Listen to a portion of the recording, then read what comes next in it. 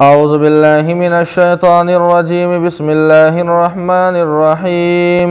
إن الذين كفروا بآياتنا سوف نصليهم نارا كلما نضجت جلودهم بدلناهم جلودا غيرها ليذوقوا العذاب إن الله كان عزيزا حكيما. والذين آمنوا وعملوا الصالحات سندخلهم جنات تجري من تحتها الأنهار خالدين فيها أبدا لهم فيها أزواج مطهرة وندخلهم ظلا ظليلا.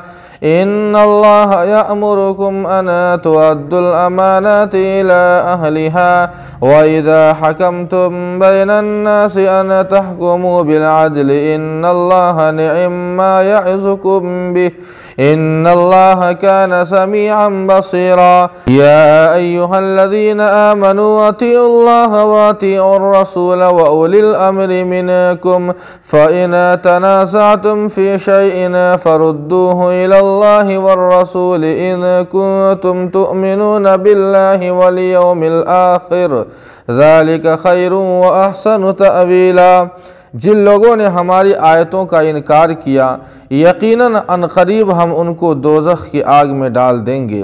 جب ان کے چمڑے گل جائیں گے ہم ان کے بدلے ان پر دوسرے چمڑے پیدا کر دیں گے تاکہ وہ عذاب چکھتے رہیں. بے شک اللہ زبردست اور حکمت والے ہیں.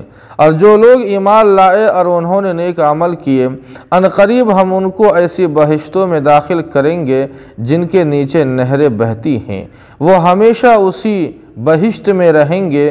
ان میں ان کے لیے پاک بیویاں ہوں گی اور ہم ان کو گھنے سائے میں داخل کریں گے. بے شک اللہ تم کو حکم دیتے ہیں کہ امانت والوں کو حوالہ کر دو اور جب لوگوں کے درمیان فیصلہ کیا کرو تو انصاف کے ساتھ فیصلہ کرو. بے شک اللہ تم کو بڑی ہی اچھی بات کی نصیحت فرماتے ہیں. یقیناً اللہ خوب سننے اور خوب دیکھنے والے ہیں. اے ایمان والو اللہ کی اطاعت کرو اللہ کے رسول کی اطاعت کرو اور اپنے میں سے ذمہ داروں کی بھی.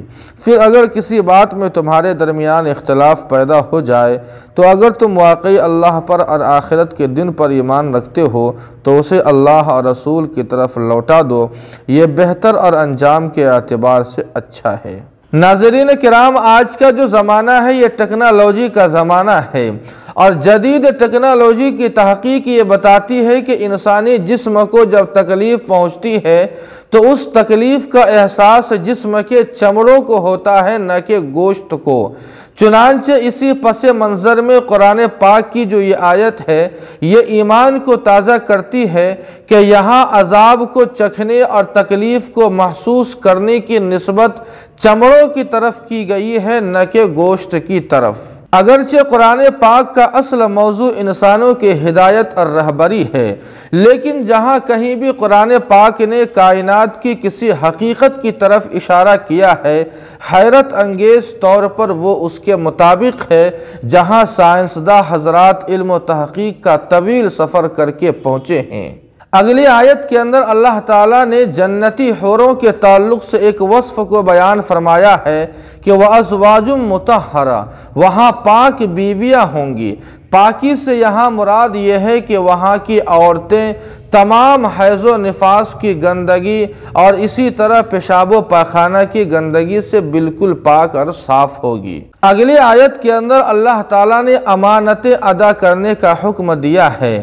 مشہور مفسر علامہ قرطبی نے لکھا ہے کہ قرآن پاک کی جامع ترین احکام میں سے ایک یہ ہے جو کہ پورے دین اور پوری شریعت کو شامل ہے اور امانت کی ادائیگی کے اندر تمام واجبات شامل ہے چاہے وہ مالی ہو یا غیر مالی ہو، حقوق اللہ سے متعلق ہو یا حقوق العباد سے متعلق ہو، اپنوں سے متعلق ہو یا غیروں سے متعلق ہو، کسی مسلمان سے متعلق حقوق ہو یا غیر مسلموں سے متعلق حقوق ہو، اسی طرح دوستوں سے متعلق ہو یا دشمنوں سے متعلق ہو، یہاں تک کہ حیوانات اور اللہ تعالیٰ کی دوسری مخلوقات کے متعلق بھی جو حقوق ہے وہ تمام کے تمام حقوق امانت کی ادائیگی کے اندر اندر شامل ہے۔ اگلی آیت کے اندر اللہ تعالیٰ کی طرف لوٹانے سے مراد کتاب اللہ یعنی قرآن کریم کی طرف لوٹانا ہے، اور رسول اللہ کی طرف لوٹانے سے مراد سنت رسول اللہ کی طرف لوٹانا مراد ہے۔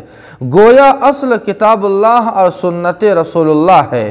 اس سے ایک بات یہ معلوم ہوئی کہ جس طرح کتاب اللہ یعنی قرآن پاک حجت اور دلیل ہے، اسی طرح سنت رسول اللہ بھی حجت اور دلیل ہے۔